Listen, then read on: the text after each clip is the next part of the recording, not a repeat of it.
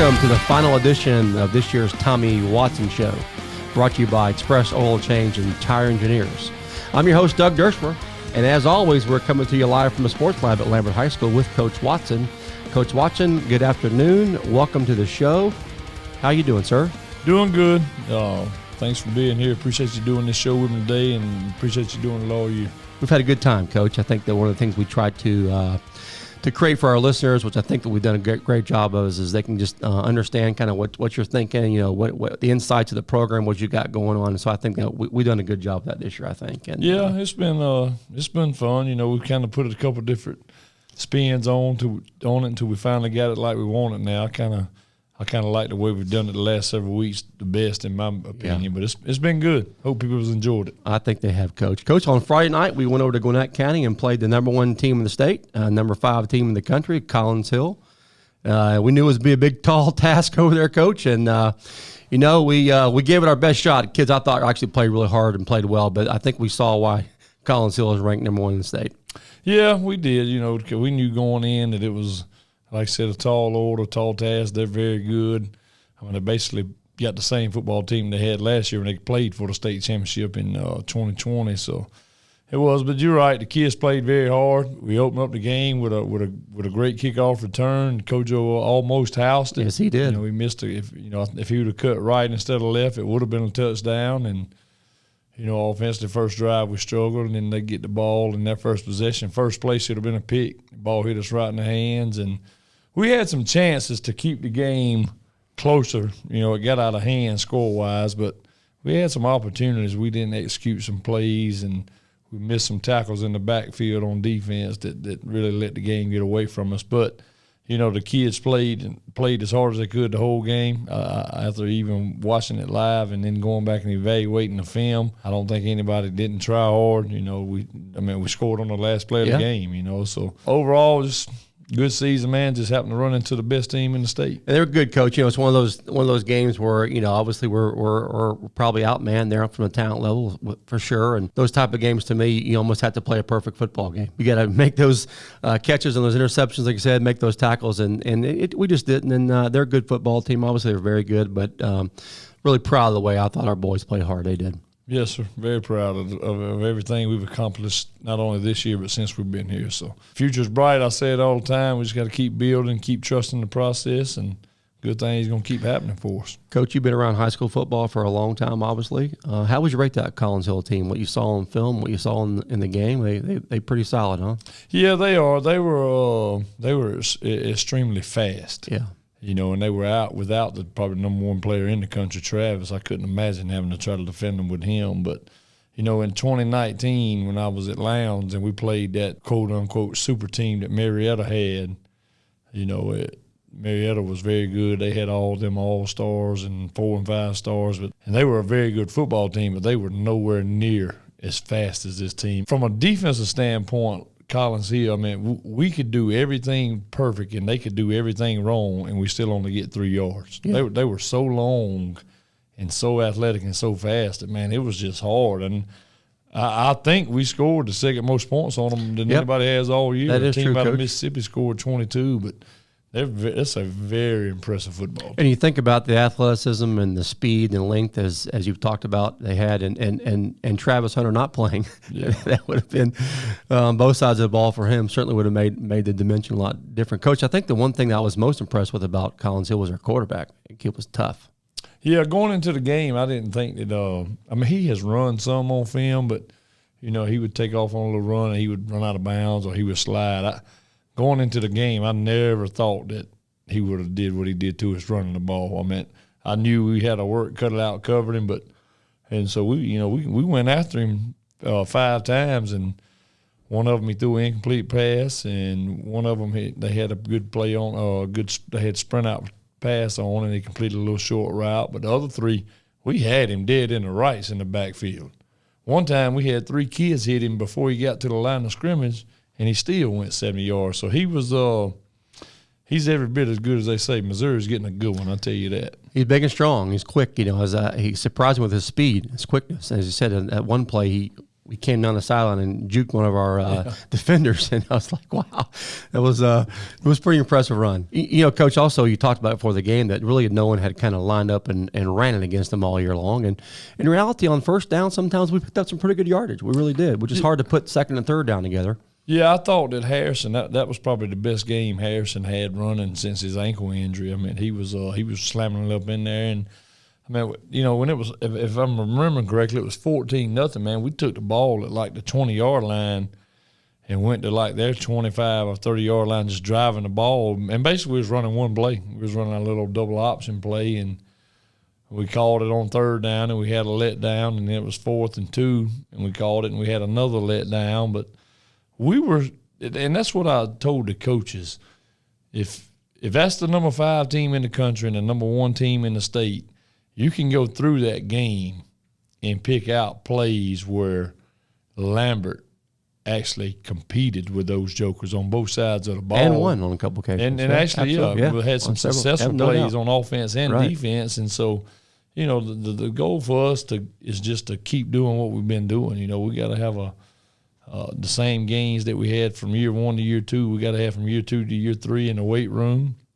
And we just got to continue to get bigger, faster, and stronger, and it'll eventually get there.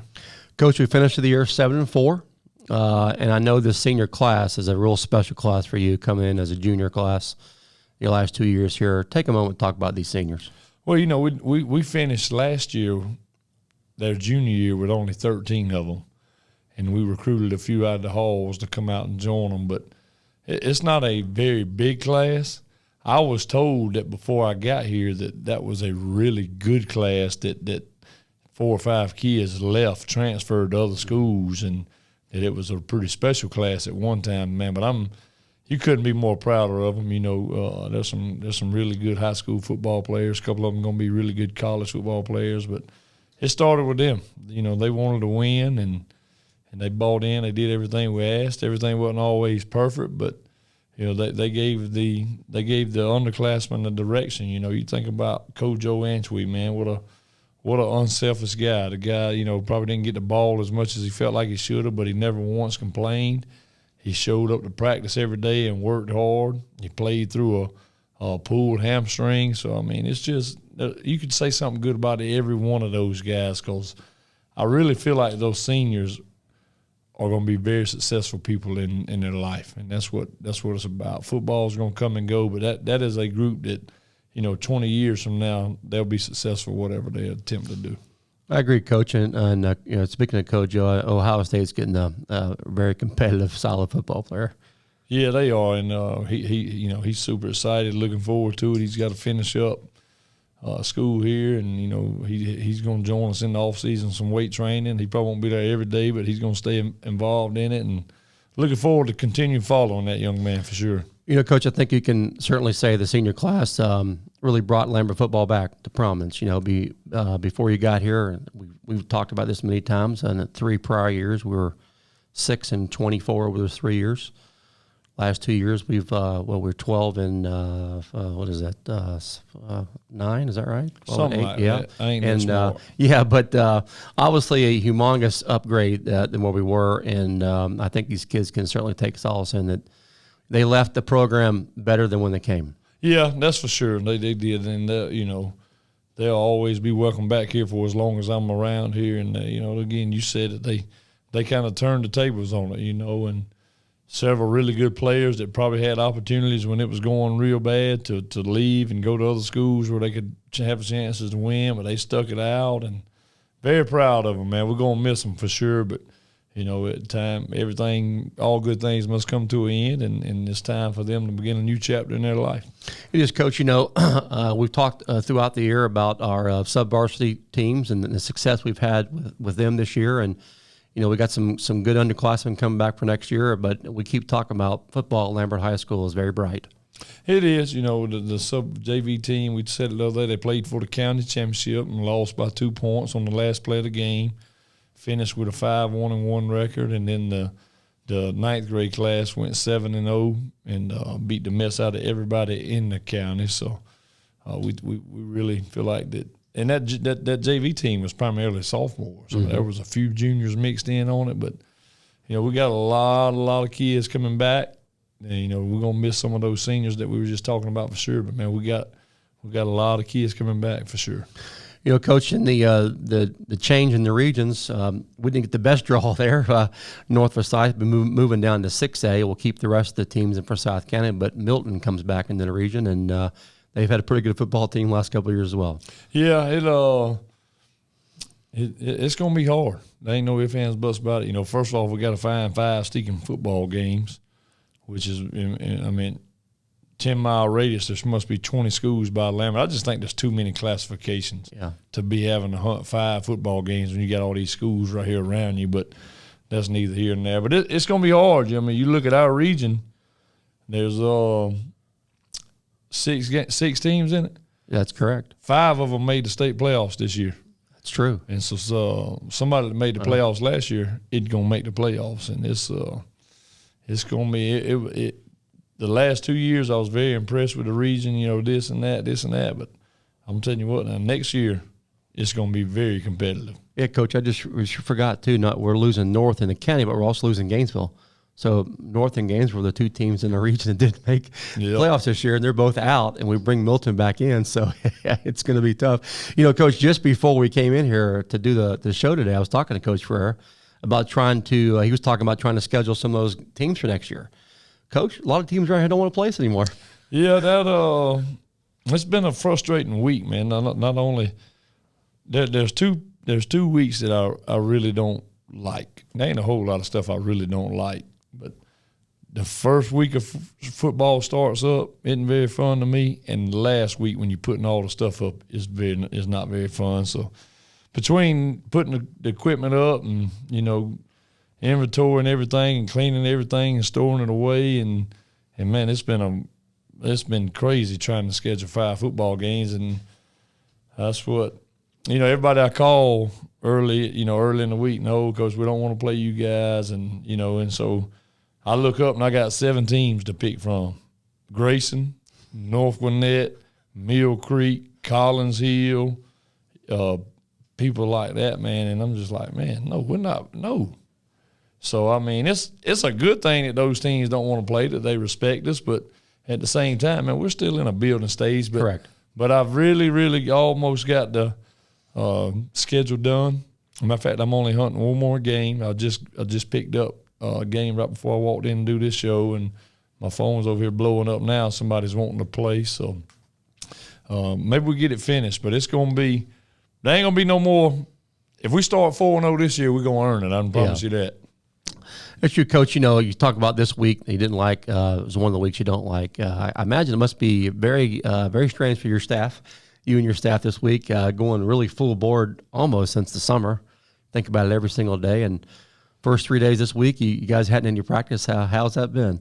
Well, Monday wasn't that bad because we, like I said, we met at the school as staff and did some inventorying and cleaning and storing away. But Tuesday and Wednesday, you kind of just walking around like a zombie, like, what am I supposed to do now, when the school day hits? But it's part of it. They ain't but one team at the end of the year in each classification that's going to be ultra happy, and that's the one that hoisted up that trophy at the end of the year. But so it's just, my daughter, man, she's an athlete. She kind of keeps me going places. She's volleyball this night. She's basketball this night. She's chorus this night. So she keeps me in the road and occupies most of my time, so that's good. I get to spend a lot of time with her moving forward the next several months. Coach, talk to us about what happens here at the end of the year and throughout the rest of the winter here and in the spring and in the summer. What's the plan? How does it work? Just give our listeners a little vision on what goes on. So we basically pretty much take the last week, the week after we're done. We take, like I said, we clean up, we inventory, store stuff away, and honestly, we give the kids pretty much off that week to kind of get their bodies healed back up from all the hitting and all the running and jumping and falling and those things. So we it's pretty low key that first week after. Like today, we sat down this morning in the weight training class and we did our some goal setting stuff individually, team wise, program wise, and got it on paper, and we'll refer back to that. But when we come back from Thanksgiving now, it's time. We're gonna go in, and just like I told the people when I took the job, is we're gonna pick that weight room up and dump it on top of them. and we're going to stress them, and we're going to strain them, and we're going to make them hurt. And those that come out and survive will be the Lambert Longhorns next year. Coach, speaking of the weight room, I think we're going to make some additions to that again this year, if I'm not mistaken, and talk about the incredible advantage we've had with Coach Mateer being here. Yeah, it is. We got plans to open up the other wall that's leading out of the green room into the coach's office and expand the weight room into both of those rooms, which we need to do. And Doc and Dr. D and Drew both told me when I got here, we love the vision, we'll get it. And they've held true to their word. And, we just have so many people in the weight room that to me, I don't know, I wasn't here, but the 2 years I've been here, that's the most popular room on campus. It is the room, boys Coach. And girls. It is. I think we've talked about the differences made for the football program, but actually across the board, all of our sports at Lambert has really made a big difference, especially in girls sports. The girl participation in the weight room is just astronomical, and it's shown this year already. It really has. And it's good to get it expanded. We'll be able to do more in there, and I mean it's a big deal. Lifting weights at Lambert High School, it ain't just about – we do way more than lifting weights. Coach Mateer likes to call it sports performance, and right. He does a phenomenal job with it. And Coach Mateer is the most popular man on campus. He is, for a reason. Coach, is there a spring practice? I know it works differently. You can have spring practice for some preseason games. Is that still the rule? Yeah, well, you get one or two choices. You can elect to do 9 days of spring practice and play a spring scrimmage game, or you can elect to do neither and play 2 fall scrimmages. And last year, and I'm pretty confident that we're not going to do spring practice again this year. Number one is we have an old football team coming back, but the main thing is, man, our soccer team, our lacrosse team, our baseball team, our track, which we got football divvied up in every one of them sports, which is what I want. Mm-hmm. I want guys competing year-round, and if we try to go out there and do a spring practice, in the middle of May, and we're gonna have 50-60% of our team not out there because they're gonna be making deep playoff runs. So we just elect to play 2 fall scrimmages. No, in addition to that, Coach, it's just tough to get some field space in the spring around here. It is that for sure. It truly is. Coach, I would imagine this time of the year, it's a time for some all-region selections and things of that nature. Is that coming up pretty soon? Yeah, it is.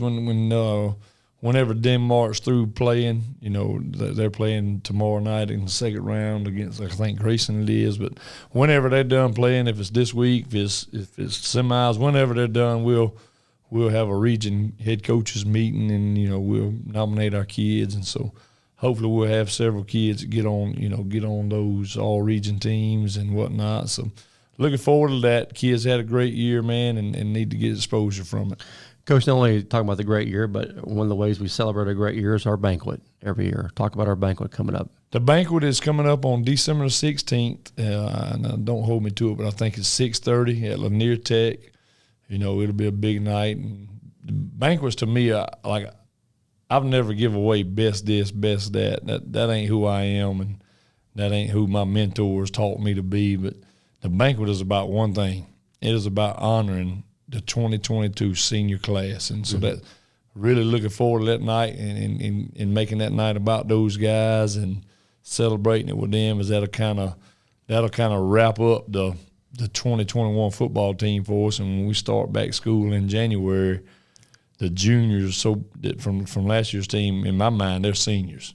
The sophomores are now juniors, and the freshmen are now sophomores. And we'll get that current 8th graders rise to 9th graders. We'll get them to start coming over in the mornings, lifting 3 days a week. So a lot's fixing to take place, but looking forward to Thanksgiving break. And I know the kids are. It's been a long. You got to think now. Them jokers been training since last January.